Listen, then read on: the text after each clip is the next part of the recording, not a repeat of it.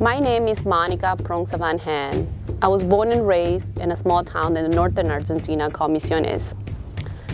My parents were refugees who fled the secret wars in the late 70s. Growing up in my village, I was surrounded a lot of elderly from my community. They were knitting handmade souvenirs. They were like dolls.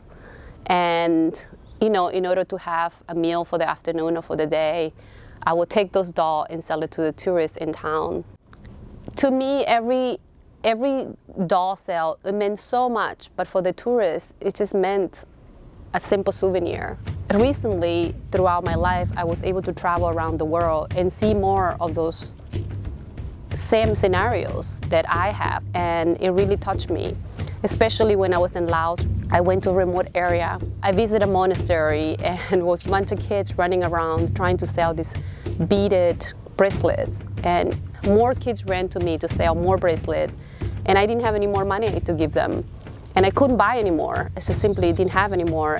It just, those kids said to me, please, can you just buy from me, buy from me. I walked really far away and I need to eat today.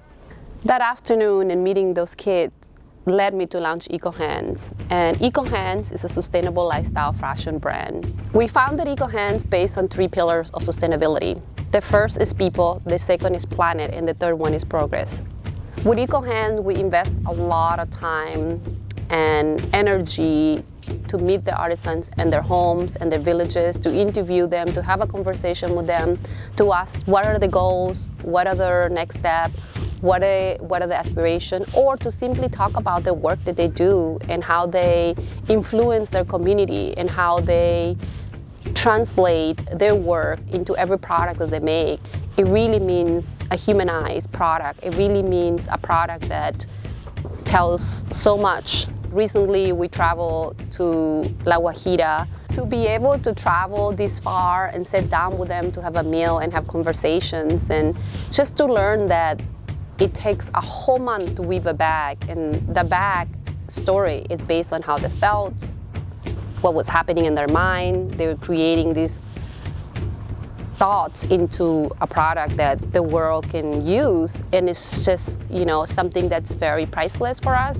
Being in the fashion industry for so many years urged me to start EcoHands, not only because I see what was in the market, but also because I want to create a way to connect the makers to the consumers. We wanted to be able to walk them through the process as much as we can so they can have the confidence to continue with their business, and they can have the confidence to grow and make progress in their community. With EcoHands, we do 2 things. We're not only giving the artisan introduction to the world, but we're also giving the consumers an introduction to a new kind of product that could be something that they can share because it's unique.